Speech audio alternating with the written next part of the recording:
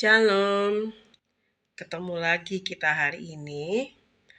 Aku mau bahas tentang kenapa kita harus wajib membayar pajak. Karena kita hidup di bumi ini, di Indonesia, kita harus wajib membayar pajak. Baik pajak motor, pajak mobil, pajak bangunan, pajak kekayaan. Itulah tugas kita, memang kita harus wajib membayar pajak. Nah, kalau kita bicara tentang pajak, Tuhan Yesus juga membayar pajak. Yuk kita baca di firman Tuhan di Matius 17 ayat 27. Check it out. Nah, ini firman Tuhan di Matius 17.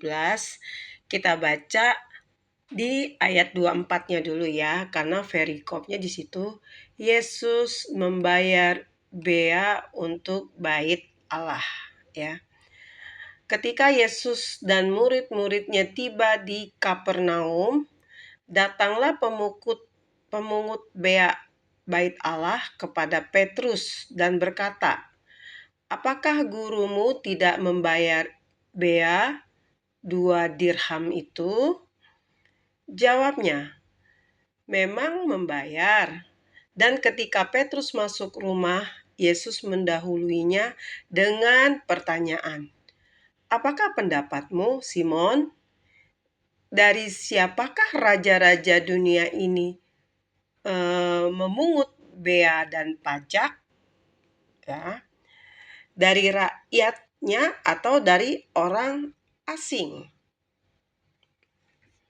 Jawab Petrus, dari orang asing. Maka kata Yesus kepadanya, "Jadi bebaslah rakyatnya."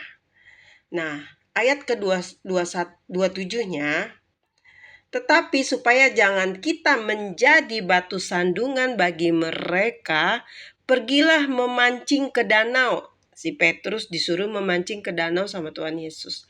"Dan ikan pertama yang kau pancing, tangkaplah dan bukalah mulutnya." Jadi pada waktu Petrus mendapat ikan pertama, ditangkap, suruh dibuka mulutnya. "Maka engkau akan menemukan mata uang 4 dirham di dalamnya. Ambillah itu dan bayarkanlah kepada mereka, bagiku dan bagimu juga." Jadi uang yang ditemukan di mulut ikan ada 4 dirham, kata Tuhan Yesus, bayarlah pajak. Bagiku, yaitu bagi Petrus, dan bagimu, bagi Tuhan Yesus, dan bagimu, yaitu Petrus juga. Jadi satu orang itu, kalau kita lihat di ayat ini ya, membayar pajak itu, bea itu, satu orang itu 2 dirham. Sementara Petrus menemukan di mulut ikan itu 4 dirham. Jadi 2 dirham buat Petrus, 2 dirham buat Tuhan Yesus. Jadi kenapa Tuhan Yesus menyuruh Petrus menangkap ikan yang di dalamnya mulutnya ikan itu ada koin untuk membayar pajak? Nah, karena Tuhan Yesus jangan sampai ada batu sandungan bagi rakyat yang lain.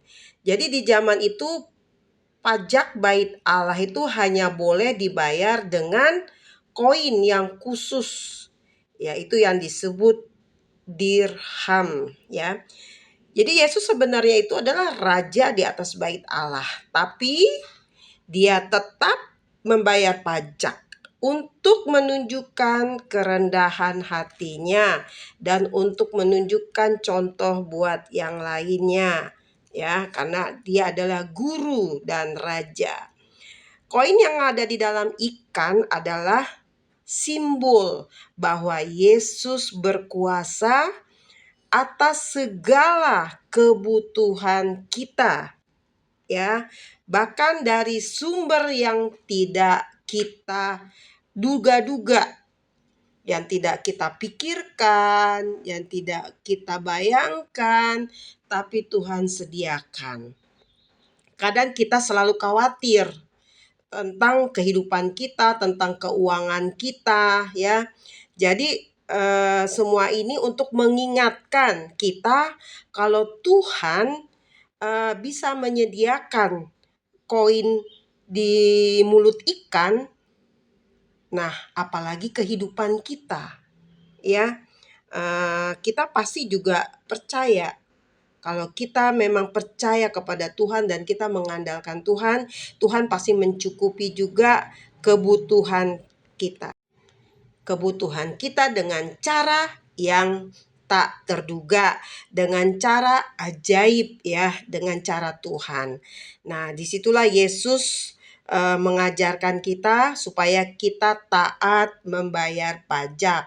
Apalagi sekarang, ya, banyak itu yang beredar gitu ya di medsos gitu kan, mau nggak selama setahun 2 tahun nggak membayar pajak, nanti motor diangkat misalnya gitu.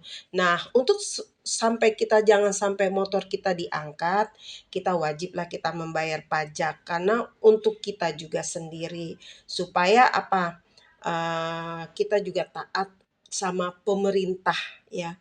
Karena kita tinggal di Indonesia gitu kan, kita kalau punya motor, punya mobil, punya rumah, masa pajak nggak mau bayar, ya enggak? Jadi kita harus kewajiban kita. Kalau kita seandainya nggak mau bayar pajak, ya kita jangan punya motor, jangan punya mobil, jangan punya rumah, jalan kaki apa naik angkot apa naik kereta api itu bebas itu, nggak ada bayar pajak ya. Tapi kalau kita punya motor, punya mobil, punya kendaraan, punya apa, ya kita wajib bayar pajak. Karena jalan-jalan raya kayak jalan tol apa semua itu kan dibangun dengan uang pajak. Sekian dan terima kasih, Tuhan Yesus memberkati.